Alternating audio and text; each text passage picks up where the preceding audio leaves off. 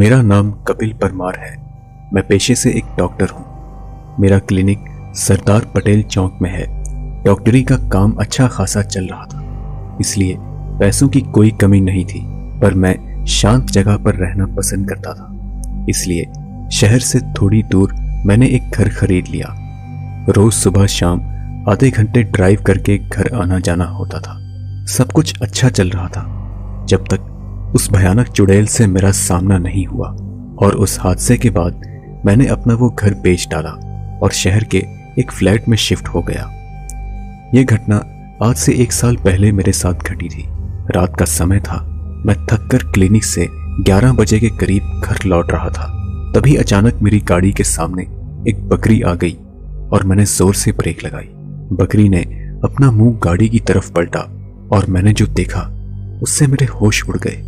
मैंने देखा कि उस बकरी ने अपने मुंह में एक छोटी सी खोपड़ी दबोच रखी थी। ये देखकर मैं दंग रह गया कि आखिर एक बकरी तो कभी ऐसी चीजें छूती नहीं है। खैर, मैंने तुरंत रिवर्स गियर लगाया और पीछे की तरफ गाड़ी भगाई। वह बकरी धीरे धीरे आकार में बढ़ने लगी और मेरी तरफ भागने लगी। डर के मारे मैं बावला हो गया और बच्चों की तरह चीखने लगा।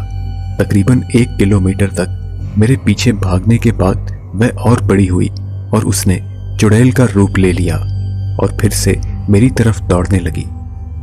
मुझे मेरी मौत साफ नजर आ रही थी, फिर भी मैंने हिम्मत नहीं हारी और गाड़ी भगाने लगा। मैंने सोचा कि उसे कुचलते हुए आगे निकल जाऊंगा। जब मेरी गाड़ी उस चुड़ैल से टकराई, वह धड़ाम से हवा में उछली और पीछे की ओर जा गिरी। मैं पागलों की तरह चिल्लाता हुआ गाड़ी भगाने लगा। तभी मेरे होश उड़ गए जब मैंने कार के आईने में देखा कि वह चुड़ैल मेरी कार की बैक सीट पर बैठी हुई है। अब मेरी आवाज निकलनी ही बंद हो चुकी थी और बस मैं कांपता हुआ गाड़ी चलाए जा रहा था और आने वाली भयानक मौत का इंतजार कर रहा था। तभी वह चुड़ैल पिछली सीट से गायब होकर मेरे बगल वाली सीट पर बैठ गई, लेकिन मैंने उसकी तरफ बिल्कुल नहीं देखा। मैं पूरी तरह सदमे में था, सीधा सामने की ओर गाड़ी चलाए जा रहा था। मेरा दिल तब बैठ गया जब वह डरावनी चुड़ैल अपने हाथों से गाड़ी में बैठे बैठे अपना सिर शरीर से अलग करके मुझे देने लगी और एक डरावनी सी आवाज में बोली, ये ले, इसे संभाल कर रख, मैं इसे लेने वापस आऊंगी। इतना कहकर वह अचानक गायब हो गई। अब मैं तकरीबन खुद को मरा हुआ मान चुका था।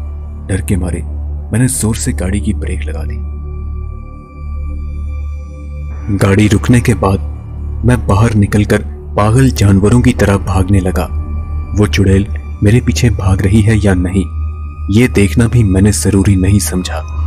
मैं भाग ही रहा था कि अचानक एक पत्थर से टकराकर जोर से गिर पड़ा और बेहोश हो गया। सुबह जब मेरी आंख खुली तो मैंने देखा कि मैं अपनी गाड़ी के अंदर पड़ा हूं और उस सड़क पर लोगों का आना जाना शुरू हो चुका था।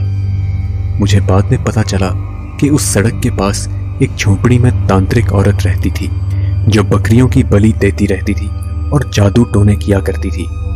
लोगों को जब उसके बारे में पता चला तो सबने मिलकर उसे खूब पीटा और उसका सिर काटकर हत्या कर दी। तब से वह औरत चुड़ैल बनकर उस हाईवे पर भटकती रहती है। मेरी भगवान से यही प्रार्थना है कि अब मेरा सामना उस चुड़ैल से कभी ना हो।